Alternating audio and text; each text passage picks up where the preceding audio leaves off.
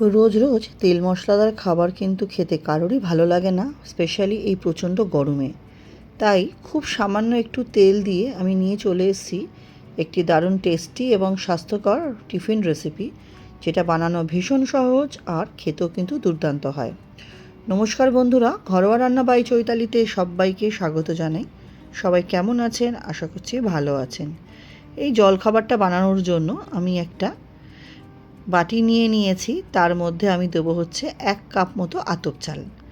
আমি এখানে গোবিন্দভোগের আতপটা ইউজ করেছি। নেবো 1/2 কাপ মতো মুগ ডাল, আর নেবো বিউলির ডাল 1/4, মানে একদম সামান্য, 1/2 কাপেরও কম। দিয়ে জল দিয়ে পাল্টে পাল্টে 2বার 3বার করে ধুয়ে এটাকে আমি 3 থেকে 4 ঘন্টা ভিজিয়ে রাখবো।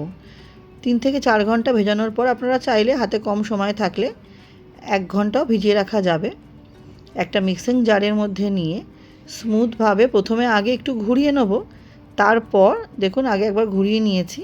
তারপর এর মধ্যে আমি আদা আর কাঁচা লঙ্কা অ্যাড করব। এটা আপনারা ঘোরানোর আগেও একসাথেও অ্যাড করতে পারেন। আমি আসলে তখন অ্যাড করতে পারিনি বলে পরে অ্যাড করেছি। দেখুন খুব সুন্দরভাবে ব্লেন্ড হয়ে গেছে। এই জলখাবারটা বানাতে কোনো রকম সুজি, ময়দা, আটা কোনো কিছুরই যেহেতু প্রয়োজন হচ্ছে না, আর চাল ডাল বেশিক্ষণ ভেজানোরও প্রয়োজন নেই, তাই খুব তাড়াতাড়ি রেডি হয়ে যায়। এর মধ্যে কিছু সবজি দিলাম। মাঝারি সাইজের গাজর গ্রেট করা, একটা টমেটো, একটা মাঝারি সাইজের পেঁয়াজ আর কাঁচা লঙ্কা। আপনাদের ঘরে যেরকম সবজি থাকবে সেরকমই দেবেন। আর যদি মনে করেন কাঁচা লঙ্কা দেবেন না, তো চিলি ফ্লেক্সেরও ব্যবহার করতে পারেন। এই সবজিগুলো খুব ভালো মতো একটা হাতার সাহায্যে আমি মিশিয়ে নিচ্ছি। আপনারা যে কোনো স্প্যাচুলা বা হ্যান্ড ব্লেন্ডারের মাধ্যমে মিশিয়ে নিতে পারেন। লক্ষ্য রাখতে হবে যাতে প্রত্যেকটা সবজি খুব ভালো মতো মিশে যায়। পেঁয়াজগুলো যাতে খুব ভালো মতো মিশে যায় সেটাও একটু দেখতে হবে। যদি পেঁয়াজগুলো হাত দিয়ে একটু ভেঙে ভেঙে দিতে পারেন তাহলে কিন্তু ভালো হয়, তাড়াতাড়ি মিশে যায়। তাহলে সমস্ত সবজি খুব ভালো মতো আমি কিন্তু এই ব্যাটারটার সাথে মিশিয়ে নিচ্ছি। অনেক সময় তো বাচ্চারা সবজি খেতে একদমই পছন্দ করেন না, কিন্তু এই জলখাবারগুলো ওরা ভীষণই পছন্দ করবেন। তাই যদি এরকম বিভিন্ন ধরনের জলখাবারের মাধ্যমে ওদেরকে সবজি খাওয়ানো যায় তাহলে তো ভালোই হয়। এর মধ্যে আমি দিয়ে দিলাম হচ্ছে 3 থেকে 4 চামচ মতো জল। জলটা দিয়েও খুব ভালো মতো মিশিয়ে নিতে হবে। ঘনত্বটা খুব একটা বেশি পাতলা করা দরকার নেই, আবার বেশি ভারীও রাখার প্রয়োজন নেই। খুব ভালো মতো হাতা দিয়ে আমি এটাকে কিন্তু মিশিয়ে নেব। খুব ভালো মতো মিশিয়ে নেওয়ার পর এর মধ্যে একটা তড়কা দেবো। তার জন্য একটা তড়কা প্যানে নিয়েছি আমি 1 চামচ মতো সাদা তেল। সেটা গরম হলে তার মধ্যে দিলাম 1 চামচ মতো কালো সর্ষে, 1 চামচ সাদা তিল, আর দিয়ে দেবো হচ্ছে বেশ খানিকটা কারি পাতা। কারি পাতা দিলে এই জলখাবারের টেস্টটা যেমন দ্বিগুণ বেড়ে যায়, সেরকম খাওয়াও কিন্তু ভীষণ ভালো। যদি কোনো কারণে কারি পাতা না থাকে ঘরে, স্কিপ করে যাবেন, কিন্তু চেষ্টা করবেন কারি পাতাটা দেওয়ার। কারি পাতাটা দেওয়ার পর একটু ভালো মতো যখন ভাজা ভাজা হয়ে যাবে, আমি এই পুরো তরকাটা এই ব্যাটারের মধ্যে ঢেলে দেবো।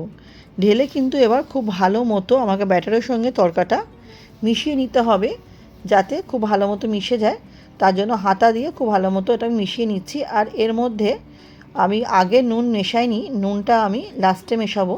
তার সাথে আরেকটু উপকরণও মেশাতে হবে। দেখুন তার আগে তরকাটা খুব ভালো মতো আমি মিশিয়ে নিচ্ছি। এটা একটু সময় নিয়ে করতে হবে। এটার সাথে আপনারা ঘনত্বটাও বুঝে যাচ্ছেন যে আমি কতটা ঘনত্ব এটা রাখতে চাইছি। এর মধ্যে এবার দেবো স্বাদ অনুযায়ী নুন। স্বাদ অনুযায়ী নুন দিয়ে দেবো, আর দেবো হচ্ছে খাবার সোডা। খাবার সোডাটা আমি একদম 1 চিমটে ব্যবহার করেছি, দেখুন আপনাদের দেখিয়ে দিলাম। খাবার সোডাটা দিয়ে কিন্তু একটু বেশ ভালো করে মিশিয়ে নিতে হবে।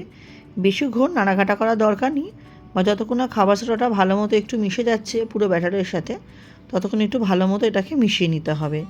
খাবার সোডাটা দেওয়াতে এই ব্যাটারটা অনেকটাই বেশ হালকা হয়ে গেছিলো, আর এই জলখাবারগুলো খুব ক্রিস্পি হবে। অন্যদিকে আমি যেহেতু পুরো রেসিপিটা পুরো জলখাবারগুলো তড়কা প্যানেই তৈরি করব, তাই গ্যাসে তড়কা প্যানটা বসিয়ে দিয়ে তাতে দিলাম হচ্ছে 1 চামচ মতো সাদা তেল। আমি সাদা তেলে করছি। যে কোনো এরকম টাইপের জলখাবার সাদা তেলই ভালো লাগে খেতে, আপনারা চাইলে সর্ষের তেলও করতে পারেন। তেলটা ভালো মতো গরম হয়ে গেলে ব্যাটার থেকে 2 হাতা মতো তুলে নেবেন। তুলে এর মধ্যে দিয়ে দিতে হবে। একদম পুরো মুখ অবধি দেওয়া যাবে না, কারণ এটা খুব অনেকটাই ফুলবে, ফুলে অনেকটা উঁচু হবে। ব্যাটারটা দিয়ে 2 থেকে 3 মিনিট এটাকে আমি ঢেকে রাখবো। 2 থেকে 3 মিনিট পরে আমি ফিরে আসছি। দেখুন কতটা ফুলেছে, একদম পুরো ফুলে বলের মতো হয়ে গেছে। এবার এটাকে আমি তো একটা চামচের সাহায্যে উল্টে অপর পিঠটাও করবো। তার আগে ওপরে খুব সামান্য একটু তেল দেবো। তারপর একটা চামচ দিয়ে দেখুন এরম নিচে চামচটা দেওয়াতে কি সুন্দরভাবে উঠে এলো। আমি এটাকে উল্টে দিলাম। এরকমভাবে প্রত্যেকটা জলখাবারই আমি রেডি করে নেব। আমার রেসিপি আপনারা কে কোথা থেকে দেখছেন অবশ্যই কিন্তু জানাবেন। রেসিপিগুলো কেমন লাগছে সেটাও জানাবেন। আপনাদের সুন্দর সুন্দর কমেন্টগুলো পড়তে যেমন আমার ভীষণ ভালো লাগে, আপনাদের কমেন্টেই কিন্তু আমি রান্না করা উৎসাহ পাই। চ্যানেলে নতুন বন্ধু হয়ে থাকলে চ্যানেলটি সাবস্ক্রাইব করে পাশে থাকা অনুরোধ রইল। পাশে থাকা বেল আইকনটি প্রেস করে অল নোটিফিকেশানটা অন করে দেবেন, যাতে আমি চ্যানেলে নিত্য নতুন যখনই রেসিপি আপডেট করব সবার আগে আপনাদের কাছে নোটিফিকেশান পৌঁছে যাবে। পুরনো বন্ধুদের অনেক ধন্যবাদ এভাবে পাশে থাকার জন্য, সাপোর্ট করার জন্য। এবং রেসিপিটি ভালো লাগলে অবশ্যই পরিবার বন্ধুবান্ধবের সাথে শেয়ার করবেন। আপনাদের একটা শেয়ার বা একটা লাইক আমাদের জন্য অনেক বেশি গুরুত্বপূর্ণ, আমাদের এগিয়ে যেতে সহযোগিতা করে। দেখুন এইভাবে আমি একটা একটা করে প্রত্যেকটা জলখাবারই রেডি করে নিচ্ছি। এটা আপনারা সন্ধ্যের টিফিনে বলুন বা সকালের ব্রেকফাস্টে কিন্তু অনায়াসে হয়ে যাবে। আর বেশিক্ষণ তো এটাকে ভিজিয়ে রাখারও ব্যাপার থাকে না, তাই খুব তাড়াতাড়ি এটা হয়ে যায়। আর খুবই টেস্টি একটা রেসিপি। এভাবে আপনারা অফিসের টিফিনে বলুন বা স্কুলের টিফিনেও কিন্তু দেওয়া যায়, ভীষণই ভালো লাগে। দেখুন এভাবে আমি প্রত্যেকটাই রেডি করে নিলাম। আর সসের সাথে পরিবেশন করেছি, এটার সাথে কিন্তু জাস্ট আর কিছু প্রয়োজন হয় না, এটা শুধু শুধুই খাওয়া যায়। এইভাবে প্রত্যেকটা বানিয়ে আমি এবার গরম গরম পরিবেশন করব। তাহলে বন্ধুরা রেসিপিটা আমার কেমন লাগলো অবশ্যই কিন্তু জানাবেন। এইভাবেও অবশ্যই বানাবেন, বানিয়ে জানাতে ভুলবেন না কেমন লাগলো। আমি এখান থেকে একটা আপনাদের অবশ্যই কিন্তু কেটে দেখাবো। দেখুন ভেতরে কতটা স্পঞ্জি হয়েছে, জালিদার হয়েছে, আর খেতেও কিন্তু দুর্দান্ত হয়েছিল। তাহলে আমার ভিডিওটা তো কমপ্লিট হয়ে গেছে। আমার সাথে ভিডিওটি শেষ অবধি ধৈর্য ধরে দেখার জন্য আপনাদের সবাইকে অসংখ্য ধন্যবাদ। আমি একটা সস দিয়ে খেয়েও দেখালাম। আজকের মতো ভিডিওটা আমি এখানেই শেষ করছি। নেক্সট দিন আবার হাজির হব। সবাই খুব ভালো থাকবেন, সুস্থ থাকবেন।